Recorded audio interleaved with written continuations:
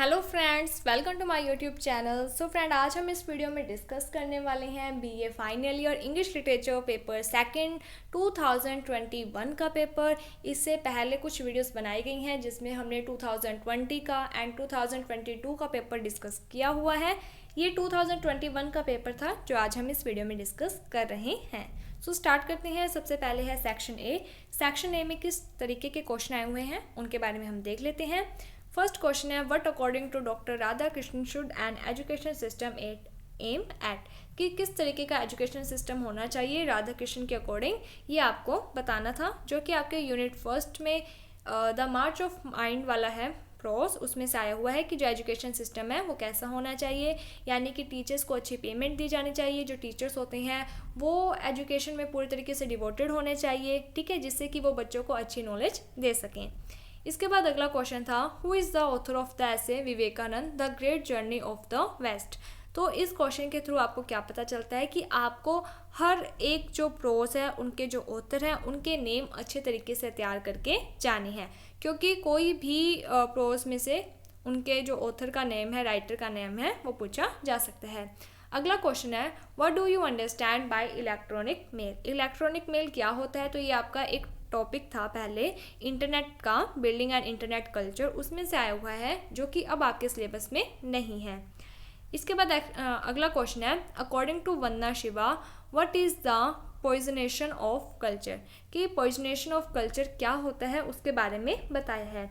तो यहाँ पर जो वंदना शिवा वाला है टॉपिक, उसमें बेसिकली क्या बताया है कि ये जो कल्चर होता है उसमें यानी कि हम क्या करते हैं कि किस तरीके से बाहर से हम चीज़ों को इंपोर्ट एक्सपोर्ट करते हैं, ठीक है, और वो सारी चीज़ों के बारे में यहाँ पर बताया है। ग्लोबलाइजेशन है जो, उसके बारे में बताया है। और इस ग्लोबलाइजेशन के कारण क्या होता है कि बहुत सारे जो कल्चर्स होते हैं वो आपस में एक दूसरे से टकराते हैं, ठीक है, जिसके कारण क्या होता है कि कुछ कल्चर अच्छे भी होते हैं लेकिन कुछ कल्चर ऐसे होते हैं जो कि उस कल्चर को पॉइजनेशन कर देते हैं, उसमें कुछ नेगेटिव पॉइंट्स ऐड कर देते हैं। वो सारी बातें इसमें आएंगी।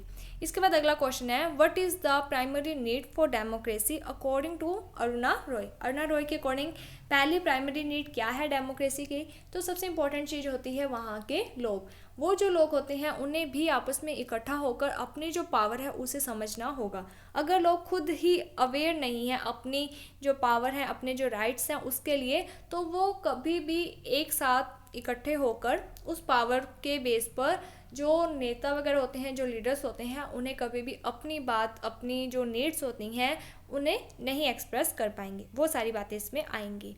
इसके बाद अगला क्वेश्चन है, what does Salim Ali says about dryness in north India.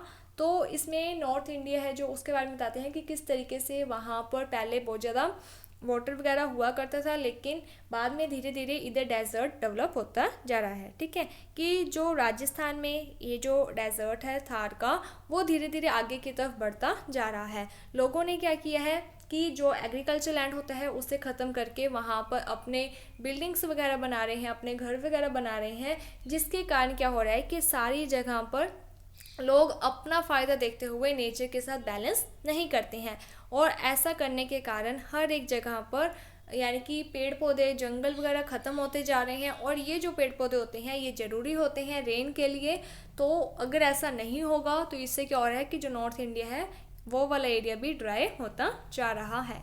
इसके बाद नेक्स्ट क्वेश्चन है, how many times had Gomti married before marrying Gangu. Gangu से शादी करने से पहले गोमती की कितनी बार शादी हो गई थी?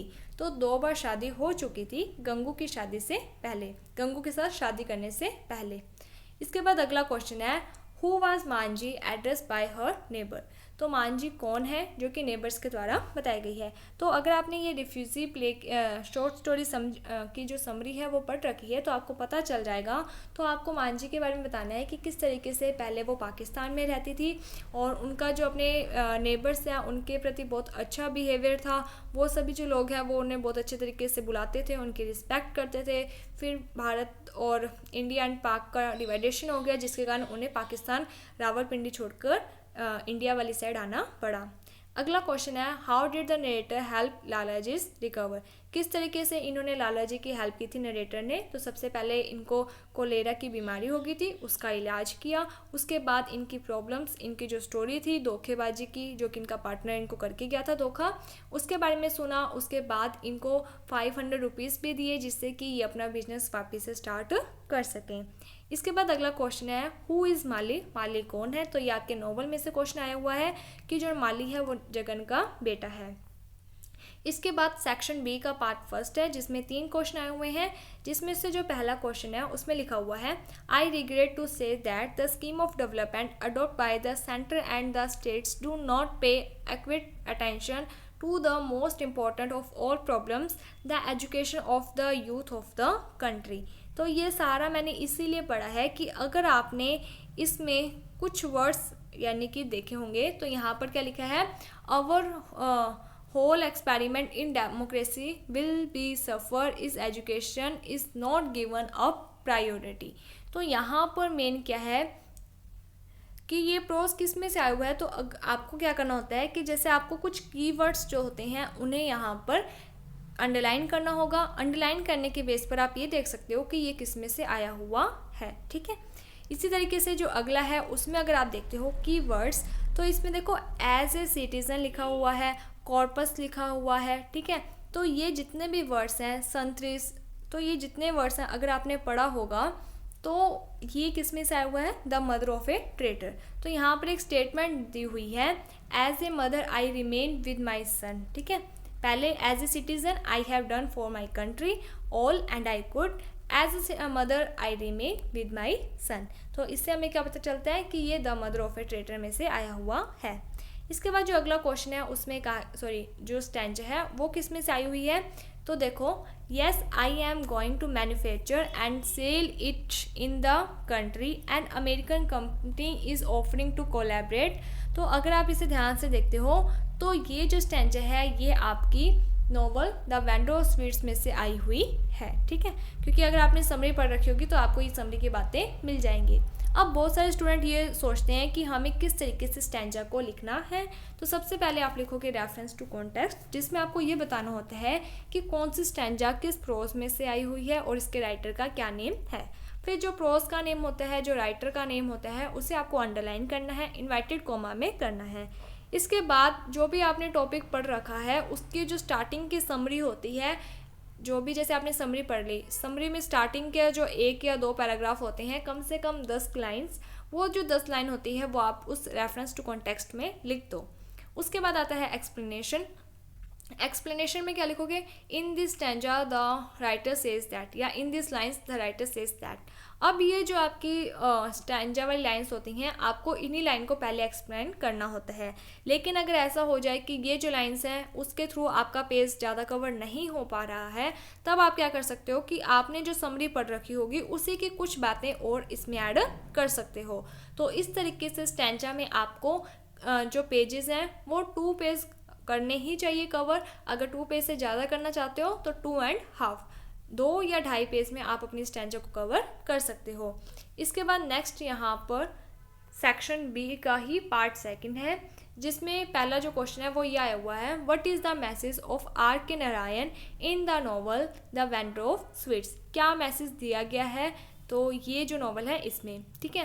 मैसेज क्या है कि जनरेशन गैप के बारे में है कि किस तरीके से जनरेशन गैप के कारण जो फादर एंड सन की जो थिंकिंग है उसमें कितना ज़्यादा डिफरेंस आ जाता है, ठीक है, उसके बारे में है। और उसके बाद आपको पूरी यहाँ पर समरी लिख देनी थी।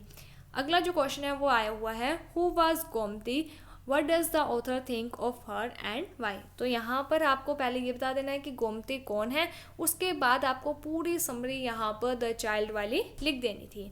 इसके बाद अगला क्वेश्चन है how did Chandu like to dress up, ठीक है। अब ये इतना सा क्वेश्चन आया, आप सोचोगे सिर्फ ये तो है नहीं कि उसने कोट पहन लिया था, शूज़ ले लिया और एक लेदर का बैग और नए नए जो टूल्स गए थे वो खरीद लिए, तो इतने में आपका जो ये क्वेश्चन का आंसर कंप्लीट नहीं होता है, इसीलिए आपको पूरी वहाँ पर समरी लिखनी ही पड़ेगी।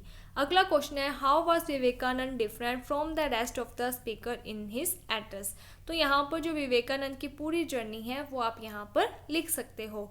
एंड जो इस बार का पेपर है उसमें भी ज़्यादा चांस है कि ये जो क्वेश्चंस आपके आए हुए हैं इन्हीं टॉपिक में से क्वेश्चन की वर्डिंग चेंज हो सकती है, लेकिन क्वेश्चन यही होंगे कि आपको द चाइल्ड में से क्वेश्चन आएगा, द बार्बर ट्रेड यूनियन है जो वहाँ से क्वेश्चन आ सकता है, and the mother of a traitor. इस तरीके से आपके क्वेश्चंस आएंगे ही आएंगे। इसके बाद सेक्शन सी में यहाँ पर टाइटल से रिलेटेड पूछा गया है, तो आपको टाइटल पहले एक्सप्लेन करना है कि ये जो टाइटल है वो एप्ट एंड एप्रोप्रिएटेड है, क्योंकि जो सारी स्टोरी है वो जगन के चारों तरफ घूमती है, और जगन कौन होता है, तो मिठाई बेचने वाला होता है। उसके बाद आपको पूरी समरी यहाँ पर लिख देनी थी। इसके बाद अगला क्वेश्चन है, what is doctor Radhakrishnan's view about education as expressed in the march of mind. तो यहाँ पर क्या है कि जो मार्च ऑफ माइंड जो भी आपने समरी पढ़ रखी है वो सारी बातें यहाँ पर आपको लिख देनी थी। अगला क्वेश्चन है, what is Vandana Shiva's analyse the effect of globalisation on Indian farmer. तो इसके बारे में जो वंदना शिवा है उन्होंने ग्लोबलाइजेशन क्या होता है सबसे पहले आपको ये बताना है, इसके क्या इफ़ेक्ट्स हैं उसके बारे में बताना है, वो सारी बातें आपकी यहाँ पर आ जाएंगी। अगला क्वेश्चन है, justify the title of the story the refugee by A.K. Abbas. तो इस बार जो ज़्यादा चांस हैं वो आपके the child, the barber trade union, the mother of a traitor, the refugee, 4 question आपके ये बनते हैं। इसके अलावा द मीटिंग पूल में से क्वेश्चन आपका आ सकता है, एक वैंडो स्वीट्स में से तो नॉर्मल क्वेश्चन है, या तो जगन का कैरेक्टर स्केच आ जाएगा या फिर माली का आ जाएगा। दोनों का अगर आता है या दोनों में से किसी का भी आता है तो आपको सिर्फ पॉइंट्स के नेम अच्छे से ध्यान देने हैं, क्योंकि समरी ही आपको किस तरीके से वहाँ पर पॉइंट्स के अंदर ऐड करनी है वो आप सीख लेना, उसके लिए एक वीडियो बनाई हुई है। या फिर थीम से रिलेटेड क्वेश्चन आ सकता है, तो थीम क्या है, जनरेशन गैप, और उसके बाद आपको पूरी वहाँ पर समरी लिखनी है। टाइटल से रिलेटेड आता है तो आपको बस टाइटल की स्टार्टिंग की कुछ लाइन्स ऐड करनी है, पूरी समरी वहाँ पर लिखनी है, जो कि मैंने एक वीडियो बनाई है उसमें मैंने आपको सारा कुछ सिखा रखा है कि किस तरीके से आपको पेपर लिखना है, एंड वो वीडियो भी आप देख लेना। So thank you friends for watching my video. Thank you.